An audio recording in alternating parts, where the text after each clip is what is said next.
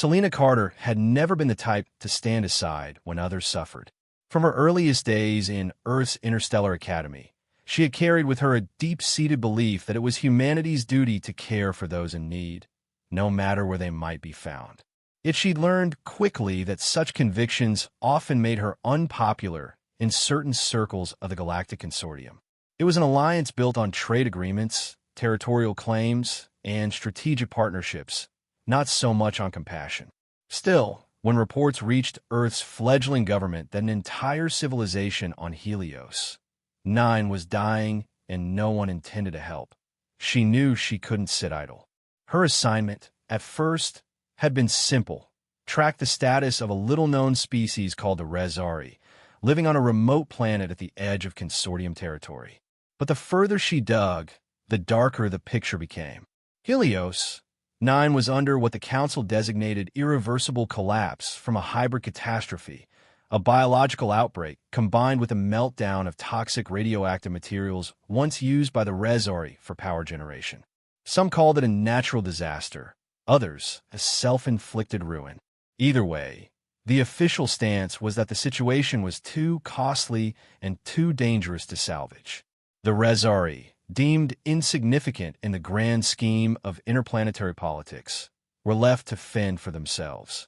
When Selena requested a meeting with Admiral Lansing, her direct superior in Earth's small but respectable space fleet, she anticipated the usual caution. Lansing was a pragmatic figure, heavily pressured by the new Earth government to maintain a cordial relationship with the consortium. He disliked taking actions that could jeopardize Earth's precarious standing. Yet Selena had come prepared with footage and data that painted a horrifying reality. Entire Rezari cities lay in waste, the atmosphere was turning toxic, and those still alive were trapped beneath damaged protective domes. No outside aid was allowed. No rescue ships were permitted to land, and the planetary environment was deemed too hazardous for standard salvage operations. "It's madness, Admiral," Selena had insisted, leaning across the briefing table. "They're literally dying in droves, and the Council is more worried about potential contagion than they are about saving lives. We can't just stand by and watch." Admiral Lansing had sighed in that fatherly way of his, rubbing his temple. "Commander Carter, Earth has joined the consortium less than 5 decades ago. We're still building alliances. If we flout their quarantine directives, the repercussions will be severe." Selena finished for him, nodding. "Understand. But imagine how we look to the rest of the galaxy if we ignore a crisis of this magnitude. Humans pride themselves on compassion. Are we going to let an entire race die because of politics?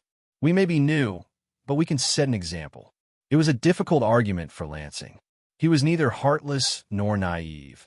He simply had to balance 100 diplomatic factors Selena did not. Still, her evidence was compelling.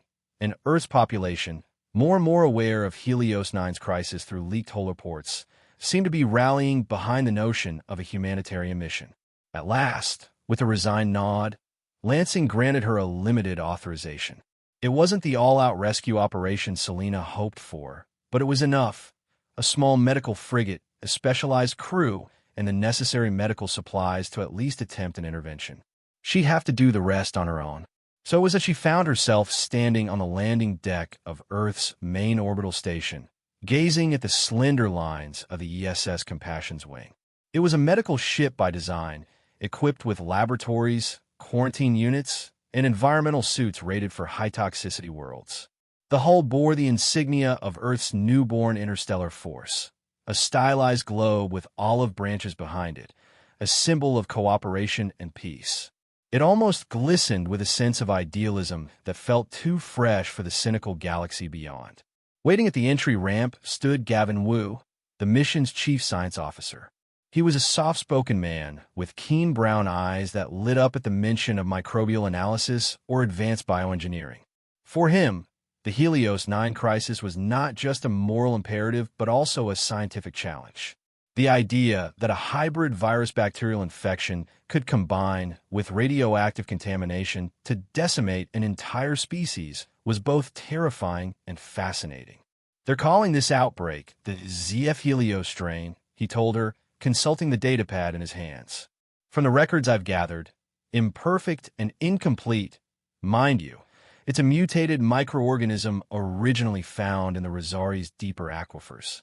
Couple that with large deposits of a rare radioactive mineral they once used in reactors, and you have a recipe for accelerated biological havoc. And the consortium just writes them off, Selena replied bitterly. Anyway, Admiral Lansing has given us clearance to depart. We've got a direct route plotted, but they're not guaranteeing safe passage once we exit Earth's official territory. Gavin's shoulders tensed. We'll do what we can with what we have. They boarded the frigate, final checks were made, and the journey began. Throughout the voyage, the starfield outside the observation panels seemed to remind everyone of how vast and indifferent the universe could be. Selena gave speeches to her small but dedicated crew, half of whom were volunteer medics from various Earth-based relief organizations. Some were exobiology researchers. Others simply carried the fierce hope that they could be of use in saving lives no one else bothered to save. Progress was steady, but every day brought new cautionary messages from the consortium. The official warnings insisted that Helios 9 was quarantined, and that any unauthorized landing would be met with potential lethal force. Selena and her team were undeterred. In the communications logs, Ambassador Darren, a high-ranking envoy from one of the more influential allied species, repeated the same mantra. Interference was not only unwise but illegal, given the risk of spreading the Helios 9 pathogen. Selena had responded politely each time, but in her mind she knew that Darren and the others simply had no interest in wasting their resources on a hopeless cause. Finally, the Compassion's wing arrived at the edge of Helios 9's sector. Here, an unmarked security checkpoint hovered in the emptiness of space, an automated station that scanned any incoming vessels. As soon as the frigate came into range, the station broadcast a terse directive: turn around. Withdraw. Do not approach Helios 9. But Selena had no intention of turning back. She ordered a slight course deviation, slipping around the station's scanning radius. The risk was high, but the station, lacking any direct manned oversight, only managed a few half-hearted attempts to intercept before letting them pass. The planet came into view as a swirling orb of browns, grays, and dying blues. Where once Helios 9 might have had lush oceans or green continents, now it appeared scarred with large wastelands. Preliminary scans indicated dangerously high levels of airborne toxins in multiple regions, and atmospheric storms laced with radioactive particles. Even from orbit, the planet's sorrow was palpable. They performed a cautious descent, aiming for an area far from any major structures, which might also help them avoid detection by any patrolling vessels. The plan was to set down somewhere remote, deploy rovers, and head for one of the Rosari enclaves that had once been a thriving city. During the descent, the ship's sensors detected minimal life signs, a faint reading of living beings gathered under the remains of a domed city. Selena breathed a small sigh of relief, for it at least meant that not all Rosari were gone. Landing was less than smooth because of violent atmospheric turbulence. The planet's skies were choked with dust, and the navigational sensors kept flickering. Gavin guided the pilots to a relatively stable clearing near an outcropping of jagged rocks. They touched down with a heavy thud, raising clouds of toxic dust that shimmered unsettlingly in the filtered sunlight. Straight away, Selena and Gavin donned their hazard suits. The rest of the away team followed, from medics, 2 security officers, and a handful of research aides. The planet's air was deemed unsafe to breathe, contaminated not only by the mutated microorganism, but also by radioactive fallout. Even a single tear in a suit could prove fatal. They set off. Each step crunched on bare, rubble-strewn ground. The old geological formations bore scorch marks and strange discolorations, presumably from the meltdown that had partly contributed to Helios 9's downfall. Every so often, the wind gusted, carrying flecks of debris that clanged against their visors like brittle raindrops. Through the tinted faceplate, Selena surveyed the horizon. In the distance rose the faint outline of what must have been a grand structure once, possibly the dome of a Rezari city. As they neared, the devastation became clearer. Broken support pillars jutted upward, twisted beams of alien metal. The dome itself was punctured in multiple places, each opening revealing glimpses of collapsed buildings inside. The dome might once have protected the Rezari from Helios 9's earlier, less severe climate issues, but it had offered no salvation against meltdown and plague. Selina's heart clenched at the sight of a battered archway etched with alien script. Gavin carefully scanned for life forms. There was a faint reading. Below them, some kind of subterranean shelter or corridor. They found an entrance half buried under slabs of collapsed concrete-like material. Before they could proceed, they had to clear out the debris.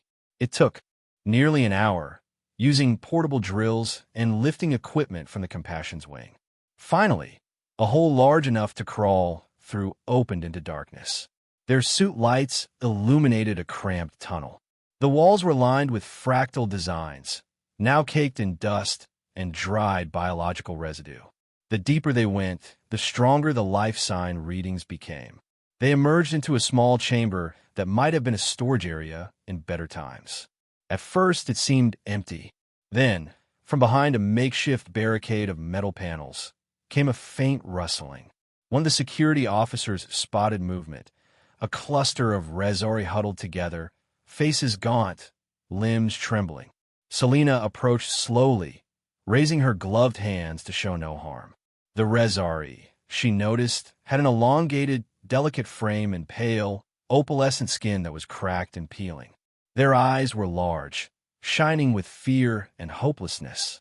She pressed a button on her suit's external speaker. "We are from Earth," she said, voice echoing in the hush. "We've come to help." At first, no one replied.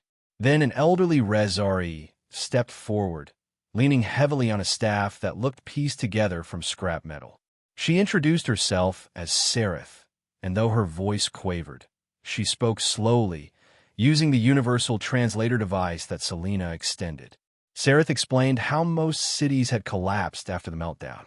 Their protective domes were never meant to withstand the sudden radiation spikes that washed across the planet. Then the sickness spread, dozens, hundreds, thousands died in the span of weeks. The rest fled underground, trying to survive on sparse supplies. Even in the dimness, Selina could see that many of these survivors were in critical condition. Some had blackened lesions, others coughed violently from infected lungs. The stench of decay and sickness hung in the stale air. She could only imagine how terrified they must have felt, abandoned by the rest of the galaxy. "What do you need most urgently?" Selina asked. Seretha's gaze flickered to the medics behind Selina. "Medicine," she whispered, "for the children. They're fading fastest." Selina nodded and signaled the medics to move forward with scanners and emergency kits. Soon, the chamber was abuzz with quiet, urgent activity. Medical scanners beeped, portable four lines were set, and one medic carefully administered an experimental antiviral formula that Gavin had prepared just for initial triage. They couldn't cure the underlying cause yet. They hardly understood it. But they could at least stabilize some of the worst cases. More Rezari emerged from the deeper tunnels, some so weak they could barely stand. Sereth did her best to keep order, encouraging them not to panic at the sight of these alien visitors with strange suits and shining masks. For many Rezari, especially the children, it was the first time they had seen humans. But rather than fear, their faces held a flicker of desperate hope. Hours passed before Selina stepped aside to check on Gavin's progress. He was crouched in a corner with a handheld device that spun around a series of vials. "I've collected blood samples and swabs from their environment," he explained. "It's as we suspected, a bacterial virus hybrid thriving in high radioactivity. It's evolved to survive where nothing else can. Our best bet is to find anything in the local biosphere that might counteract it." Selina exhaled heavily. "We brought what we could, but not nearly enough for a planet-wide cure." She hesitated. "I heard rumors about a lab the Rezari had. Something about a project that went wrong." Gavin nodded. "Sereth might know. If that lab contained any original data on these organisms, we could have a starting point for a targeted therapy." They found Sereth again, who had just finished comforting a frightened child. When asked about the rumored lab, she grew somber. It's the old research complex in the Karev region. Before the meltdown, scientists there experimented with new forms of power derived from the radioactive minerals. Some say they created something that should never have been brought into existence. Selena asked carefully, "Do you know if any records survive?" Sereth shook her head. "I do not. The Karev region is heavily irradiated now. None who venture there have returned. Yet I have heard that certain plants grow amid the radiation. Our legends say those plants once purified the water in ancient times. Perhaps they could fight this disease." That was enough to set Gavin's curiosity ablaze. If it's a specialized plant capable of living in such a toxic environment, it might hold the key, a unique enzyme or genetic adaptation. We need to go there, no matter how dangerous. Selena felt a pang of worry. Navigating a region even more irradiated than this battered city would be extremely perilous. But, judging by the state of the Rezari survivors, she didn't see another option. "We'll do it. In the meantime, we'll keep distributing the meds we have." Before they could finalize the plan, an alarm sounded from Selena's communicator. She pulled it up. The Compassion's wing had detected an incoming vessel in orbit. Consortium code, possibly a patrol ship assigned to enforce the quarantine. One message was already coming through. "Unidentified Earth vessel. You're in violation of mandated quarantine.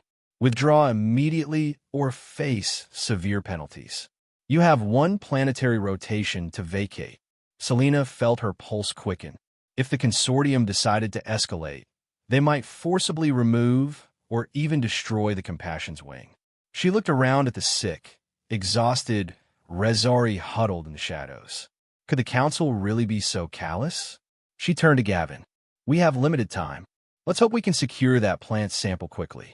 Maybe if we prove there's a cure, the council will back off." The next morning, under a sky the color of ash, Selena assembled a smaller team. Gavin, 2 medics to maintain on-field treatment capacity, and a Rezari guide named Ramek.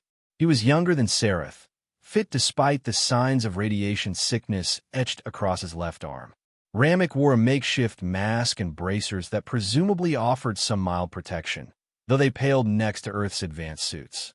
He'd insisted on guiding them, citing knowledge of Helios 9's wild regions and a fierce desire to help his people, even though he harbored bitter resentment toward the entire consortium for abandoning the Rezari.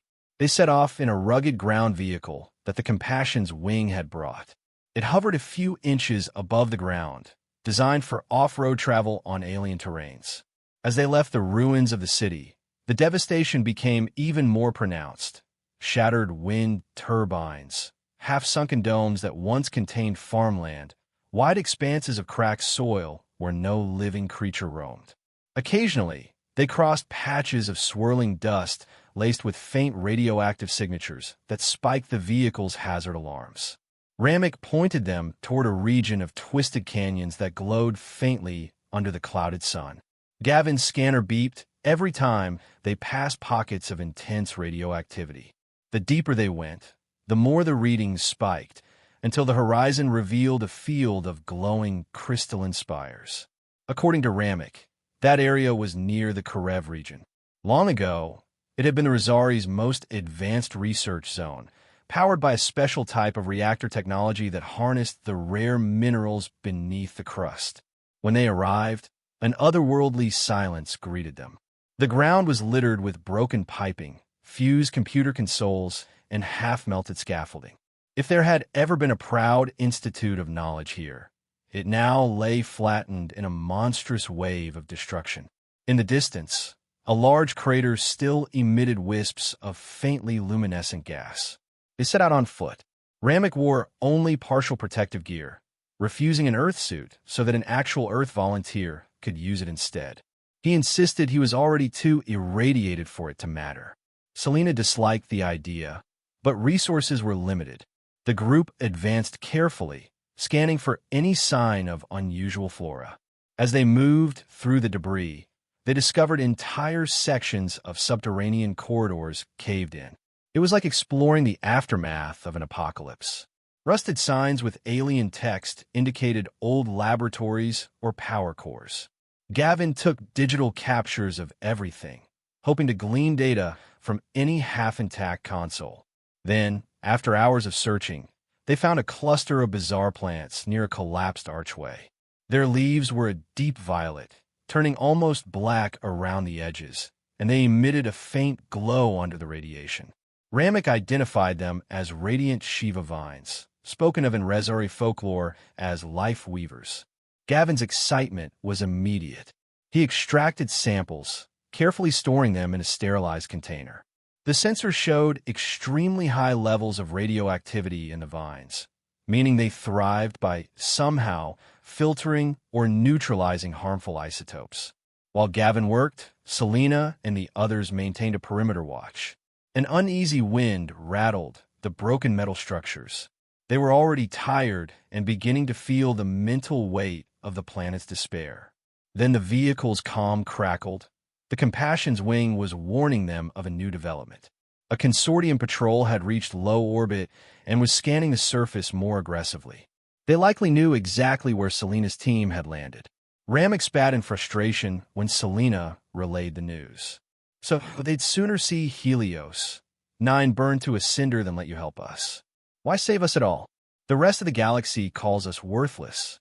Selena hesitated, hearing the anger in his voice. Because it's not about worth, Ramek. It's about doing what's right. He glanced at her with a skeptical gaze, but eventually nodded. They hurried back to the ground vehicle, the container of vines, secured in Gavin's arms like a sacred treasure. Though the trip back promised to be rough, the fear of imminent interception by the consortium fueled them with urgency. Halfway to the domed city, they encountered a new threat.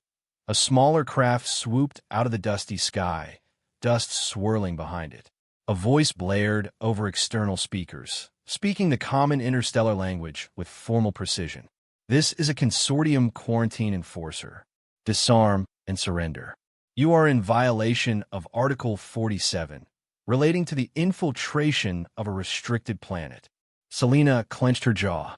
She could see the craft overhead, shaped like a triangular wedge, its engines humming with advanced hardware Earth had no match for.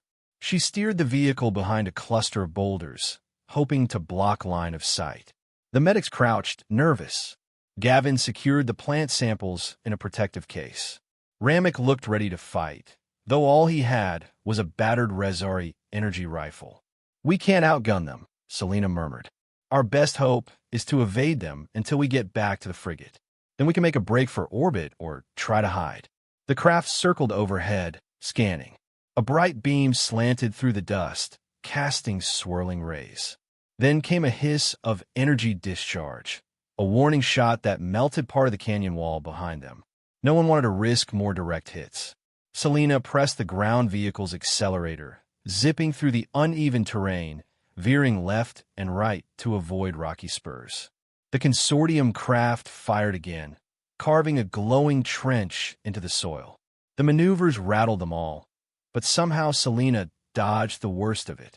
They raced onward for miles, the craft in relentless pursuit. The hazard alarms blinked from the rising dust, while the group coughed inside their suits at the swirling grit. Finally, the craft halted overhead, perhaps unable or unwilling to descend into the canyon's narrower depths. Selena suspected the pilot might be worried about collisions with rock formations. With the immediate threat momentarily stalled, she pressed on, eventually reaching the broken outskirts of the domed city where they had landed. The Compassion's wing waited on a makeshift clearing, its engines on standby. They sprinted aboard, sealing the airlock just as a high-energy beam sizzled across the hull. The pilot of the consortium craft had reacquired them, evidently deciding that enough was enough. Inside the frigate, the crew scrambled. Another blast rocked the ship.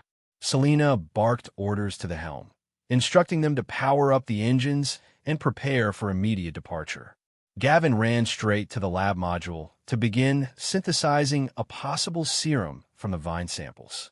2 medics rushed after him, ready to assist. From the cockpit, the pilot reported, "They're demanding we power down. If we take off, They might open fire for real. Selena joined him, scanning the readouts. The weapon used by the quarantine enforcer was strong enough to breach the frigate's shields if it landed a few more direct hits. She opened a channel. Consortium Patrol, we have discovered a possible cure for the Helios 9 crisis. We must remain to test and distribute it. Stand down and let us save lives. A male voice, crisp and unyielding, replied. Your philanthropic intentions are misguided. You risk unleashing this contagion upon other worlds. We cannot allow you to depart with anything taken from Helios 9, nor can we allow further contamination. Withdraw or be destroyed. It chilled her. They were effectively telling her to leave the Resori to die or face lethal force. But Selena wasn't leaving, not without trying. Prepare liftoff, she told the pilot. We'll outmaneuver them if we can. The Compassion's wing roared to life, engines lighting up as it lifted from the ravaged ground. Another beam hissed through the air, but this time the pilot banked, and the shot glanced off the lower shield. The frigate climbed, weaving around the dome's remains. The enforcer craft soared in behind them, tailing them through the swirling dust clouds. Inside, the ship's structure groaned from the acceleration. Selena had no illusions about winning a direct fight. The Compassion's wing was built for medical missions, not combat. But perhaps they could outrun or at least outsmart the enforcer. The pilot angled upward, heading for a thick bank of radioactive storm clouds that might scramble sensors. The buffeting turbulence was severe, shaking them side to side.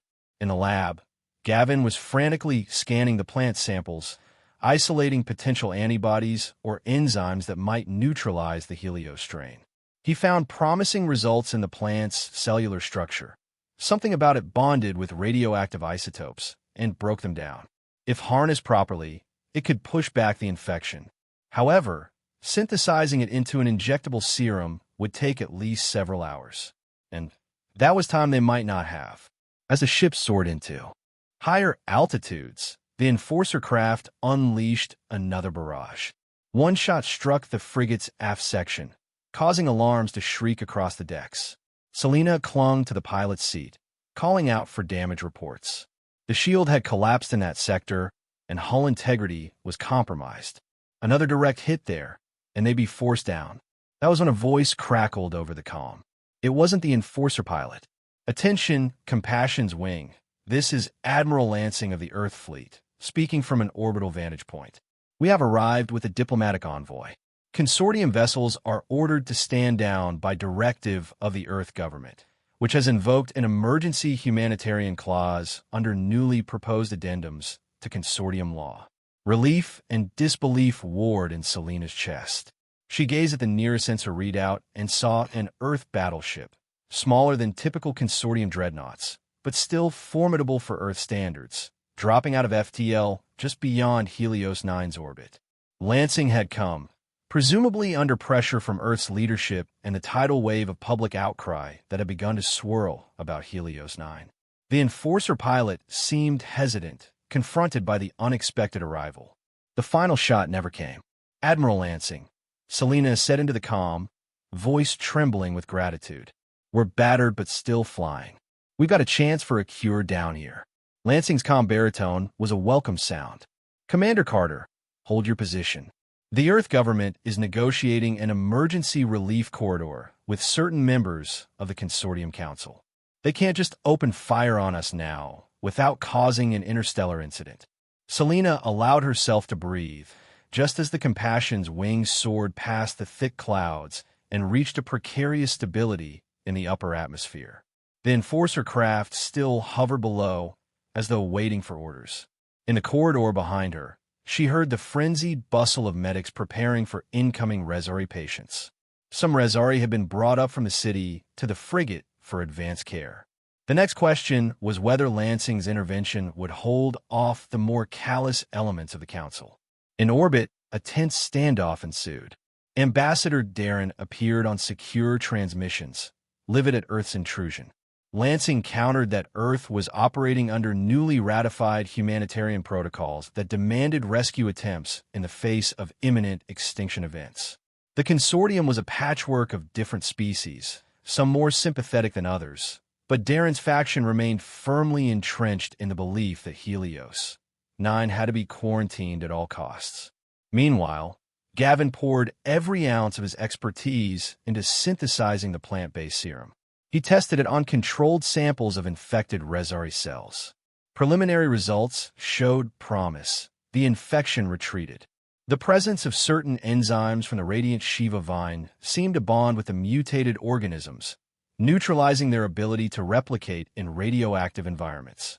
It was extraordinary to witness, a testament to the resilience of Helios 9's own ecosystem, as if the planet itself wanted to provide a solution, if only someone cared enough to find it. But a planetary solution would mean distribution on a large scale, and that would require time and resources. Helios 9's population, though greatly diminished, still numbered in the tens of thousands scattered across multiple ruined domes. The Compassion's wing alone didn't have the capacity to produce enough serum. Even if Lansing's battleship helped, it would be a monumental task. Selena realized the real challenge was convincing the consortium not to destroy Helios 9 outright. Rumors already circulated that certain council members wanted to sanitize the planet with orbital bombardment, eradicating any risk of the disease spreading. The only reason they hesitated was the political blowback from Earth's interference. Yet that hesitation might not last if a cure was not rapidly confirmed. She and Lansing organized an emergency conference call with top consortium figures. In a cramped briefing room on the Compassion's wing, Selena outlined the scientific breakthroughs. Gavin presented data, carefully explaining the vine's properties. He showed them living Resari cells that, when treated, began to recover. It was a small victory, but a necessary demonstration to prove that Helios 9's plight wasn't hopeless. The question was whether the council cared enough. Darren's voice crackled. "Commander Carter, you failed to see the wider ramifications. If that pathogen adapts further, it could jump species lines, even with your so-called cure." Selena pressed her lips into a thin line. "Ambassador, we have evidence that it can be contained. And the Resari are suffering right now. Please, give us the chance to help them." Some on the council, swayed by Earth's persistent moral stance and the growing outcry from other smaller civilizations who empathized with Helios 9, began to soften. The tension was undeniable, though. Selena felt every second counted, because on the planet's surface, more Resari would die without immediate intervention. A compromise emerged. The consortium would allow Earth vessels to remain in orbit and work on a large-scale cure for a limited time period.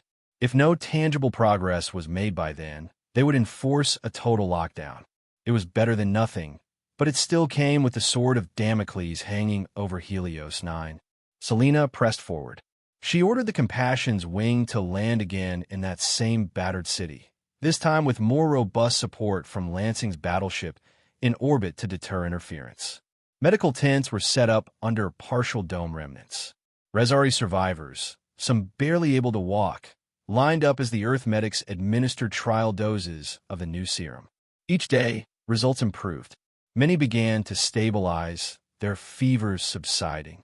Lesions cleared. Children who'd been given hours to live opened their eyes, breathing more easily. Ramek watched all this with mingled awe and anger. "Why did no one else come before?" he asked Selena one evening, as they sat by a makeshift generator that powered the field hospital's lights. The Resari reached out for help. "The transmissions we sent, they must have been heard by thousands of ships passing by." Selena had no comforting answer.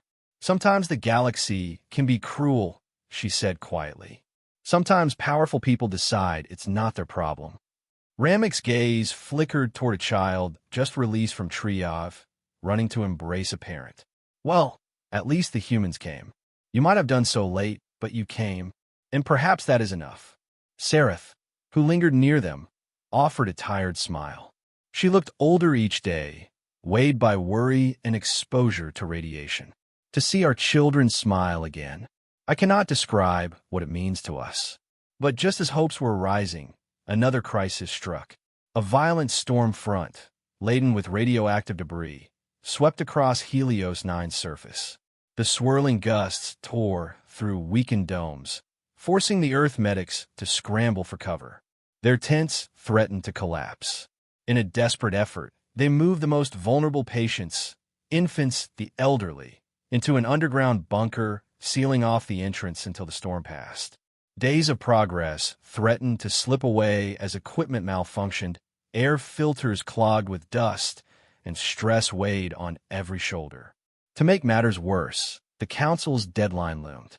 Ambassador Darren signaled that if Helios 9's environment showed no dramatic improvement soon, the Council might order a more permanent cleansing. The hints were disturbing. They considered simply annihilating pockets of infection with orbital weapons. Despite Earth's protests, some factions saw that as the swiftest means to ensure containment. Selena and her crew raced against time. Gavin and the rest of the scientific staff refined the serum into an aerosolizable agent that could be spread across wide areas.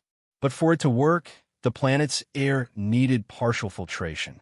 They had to coordinate with Rezari, who remembered old filtration plants once built beneath the main cities.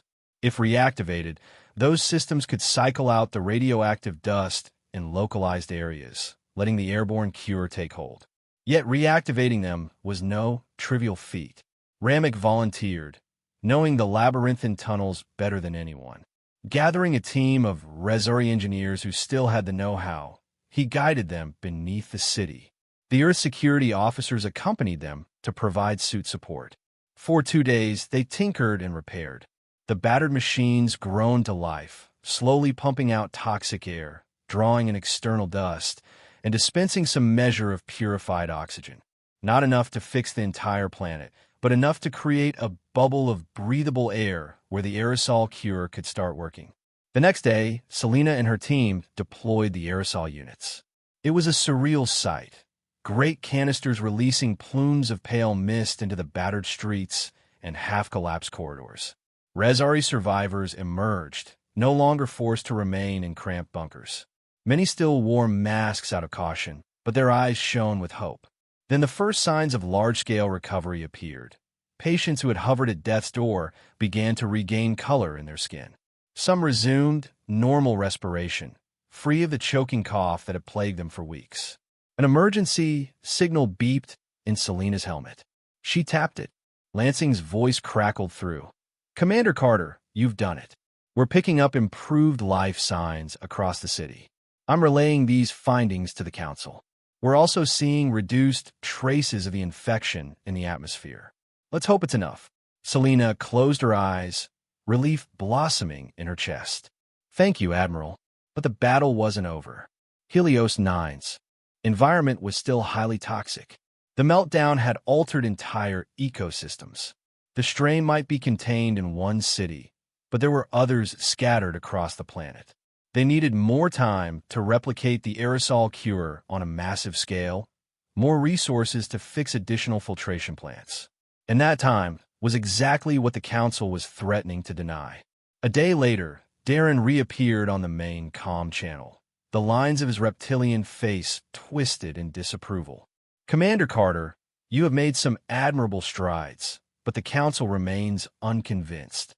We need to ensure no further risk to the galaxy at large. Unless you can guarantee the planet will not become a breeding ground for future mutations, the final vote stands at a mere half rotation from now." Selena braced herself. If the Council voted to forcibly quarantine Helios 9 forever, or worse, to bombard it, then everything they had accomplished might be undone. The only glimmer of hope was the documented proof of the cure's success, along with the collective moral pressure Earth and a handful of sympathetic species could muster. Lansing was doing everything he could behind the scenes, forging alliances with smaller nations who saw Helios 9 as a test of the consortium's so-called principles. Meanwhile, the Rezari in that main city gained strength daily. Ramek stood watch, armed with a battered rifle, ensuring no misguided enforcer units tried to sabotage the healing process. Sareth gathered survivors to rebuild sections of the protective dome, sealing off the largest gaps so they could maintain the stable air bubble. Gavin oversaw the daily production of more aerosol canisters, distributing them to Resari volunteers who traveled to outlying settlements. In orbit, the standoff with the patrol ships persisted, but they had, for the moment, ceased firing. Each time Selena glimpsed the sky, she wondered how many guns were pointed down at them, ready to incinerate the entire city on someone's bureaucratic whim. It was exhausting to live under that shadow, yet it spurred them to work faster. On the final day, Lansing reported that a council session was convening to discuss Helios 9. Earth's ambassadors presented evidence that the infection was not only treatable, but reseeding in the area under Selena's care. The potential for a planet-wide solution was real if the council approved relief corridors and the resources needed. Darren and his faction retorted with dire warnings about the cost, the risk, the drain on supplies. The debate raged for hours, a swirl of political maneuvering far above Selena's head. Finally, word came down. The council, pressured by Earth's moral stance and the growing sentiment from other sympathetic species, granted a reprieve. Helios 9 would not be destroyed. A heavily monitored relief effort would proceed under Earth's supervision. If Selena and her team could replicate their success across multiple Resari enclaves, the planet would be granted a renewed lease on life. It wasn't exactly a warm embrace from the consortium, but it was enough. Helios 9 was no longer slated for extermination.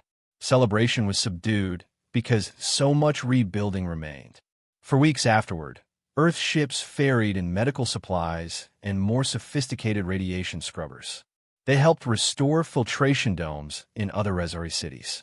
Each time a new region stabilized, a bit more of Helios 9 breathed again.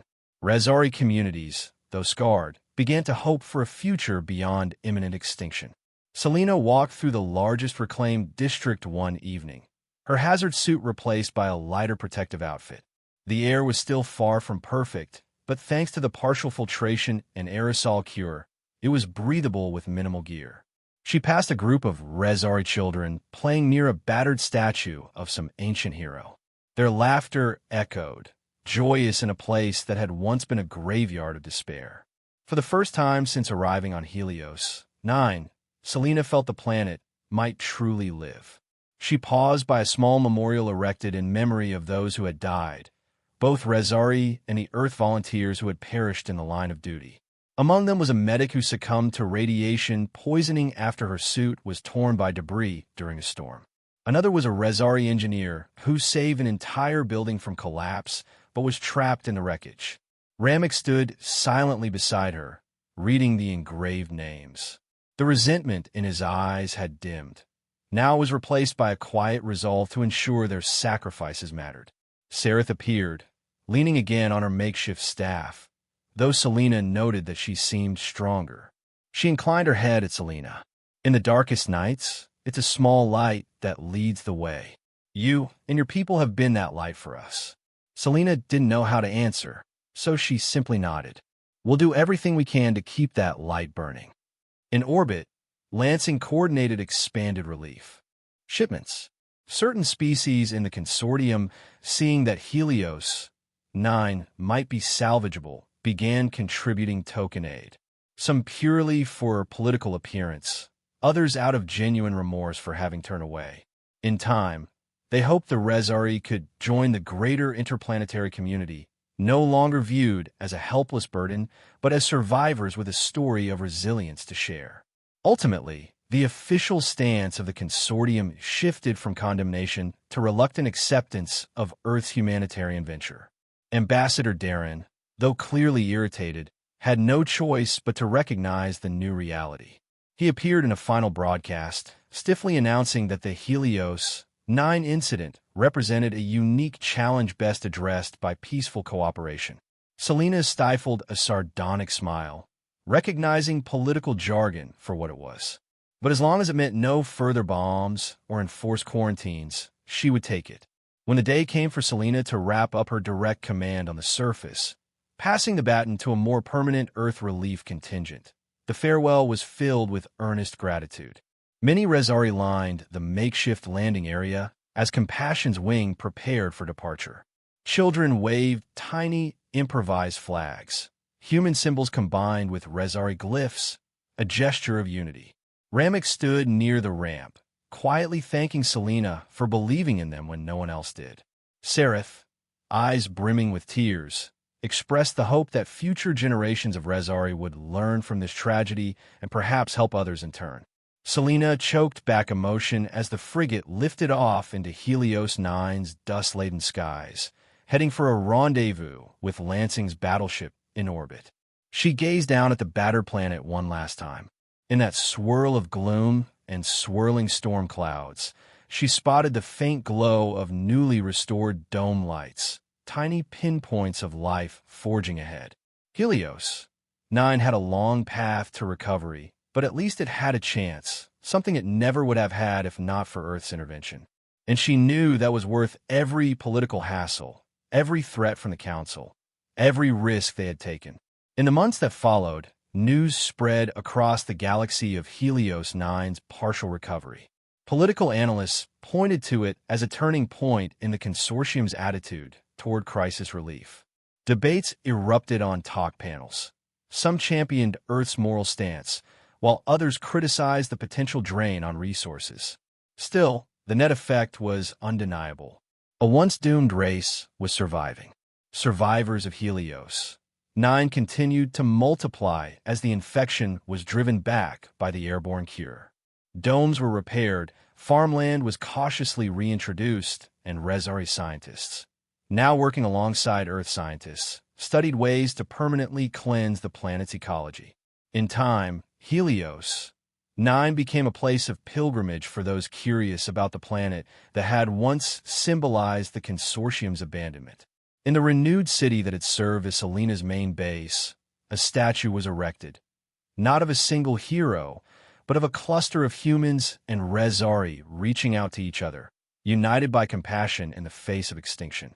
Visitors from distant stars came to see it, reminded that, however vast and cold the cosmos might be, empathy still had a place in shaping interstellar destinies. Selena, returning on a routine follow-up mission, stood before that statue, remembering the first time she had climbed through the rubble beneath the broken dome, seeing despair etched on every Rezari face. Now, the city bustled with cautious energy, new buildings rising alongside the remains of old ones. Children ran past with only minimal protective gear, breathing air that, while not pristine, was far from the lethal haze they once endured. She inhaled the crisp tang that still carried traces of chemicals, but also that indefinable scent of hope. Gavin approached from behind, tapping her shoulder lightly. Quite a change, isn't it? When I look back at my initial readings, I almost can't believe how far we've come. She smiled. We're seeing the best side of humanity here, Gavin. We refuse to walk away. He nodded, gazing at the statue. One day, they'll tell stories about how the galaxy left Helios 9 to die, except for the ones who decided those lives were worth saving. Selena ran a hand over the gentle curve of the statue, feeling the smooth metal under her palm. And maybe we changed something in the consortium, too, or at least showed them that moral obligations can't be measured in spreadsheets. They wandered through streets where humans and Rezari worked side by side, clearing rubble, planting carefully engineered crops, running the newly upgraded filtration systems. A radio station beeped overhead with local announcements of further improvements in radiation levels. A group of Rezari children paused to wave shyly at Selena and Gavin, who waved back. In their bright eyes, Selena could see the promise of a future free from the ghosts of Helios 9's downfall. She thought back to the days when she had stood in Admiral Lansing's office, desperately trying to secure permission for a single medical frigate. All the threats and warnings from Ambassador Darren, the dire state of the planet, the final standoff in orbit, it felt like a different lifetime. Now, Earth had a stronger voice in the consortium, a voice shaped by the moral high ground it had taken at Helios 9. Other species quietly acknowledged the power of compassion, even as they navigated their own political interests. Selena believed that if another crisis ever arose, the lesson of Helios 9 would stand as a reminder. Sometimes, saving lives was worth more than preserving alliances of convenience. By the time the sun set over the horizon, painting the battered terrain with a subdued glow, Selena was ready to depart once more. A ceremonial shuttle from Lansing's ship had landed nearby to bring her and Gavin back to Earth for reassignment. The farewell was marked by the quiet gratitude of countless Rezari, led by Sereth and Ramek. Once they would have huddled in fear underground, but now they stood proud, able to breathe the rejuvenating air. Sereth, leaning no longer on her improvised staff, offered a small token car from the radiant Shiva vine, shaped like the Earth emblem. Selena accepted it, tears edging her vision. "For the ones who refuse to abandon us," Sereth said softly. Selena slipped the token into a pocket of her uniform. "We won't forget you," she promised. "Nor will we forget what your people taught us about resilience." Then she and Gavin boarded the shuttle. As they lifted off, she watched Ramek standing with a line of Rezari, raising his rifle in a silent salute. Over his head stretched a new sky, still tinged with the aftereffects of radiation, but steadily healing. The shuttle ascended past the broken domes, the half-repaired spires, the half-lit streets, until Helios 9 lay below them like a tapestry of ruin and rebirth. When they docked with Lansing's ship in orbit, the Admiral met them with a stoic nod that betrayed a glimmer of pride. "Well done, Commander Carter. We'll continue to monitor progress here and keep providing support. Helios 9 won't be alone again." Selena nodded, a grateful smile tugging at her lips. "Thank you, Admiral, for trusting us." He folded his arms. "It wasn't me. It was the entire planet Earth demanding we do the right thing." She turned to gaze one last time out the viewport at Helios 9. The battered globe no longer looked quite so lifeless. She spotted scattered domes that glowed warmly, vessels descending with cargo supplies, faint wisps of purified air merging with the swirling clouds. It would be a long road, but it was a road that existed, and that, for the Rezari, was everything. As the Earth fleet prepared to leave Helios 9's orbit, Selena leaned against the glass, recalling how close they'd come to losing this world to apathy and fear. With a quiet sense of satisfaction, she realized that humanity had proven something vital. No matter how small or unproven Earth might be in the eyes of the galaxy, compassion could bridge the distance between species. She closed her eyes, letting that thought resonate, certain that whatever waited ahead, Helios 9 stood as a testament to what empathy could achieve, even in the face of overwhelming odds. She vowed never to let that die. If any other helpless race cried out across the void, she hoped Earth would once again be there to answer, just as it had for Helios 9. In the end, that might well be humanity's greatest gift to the stars.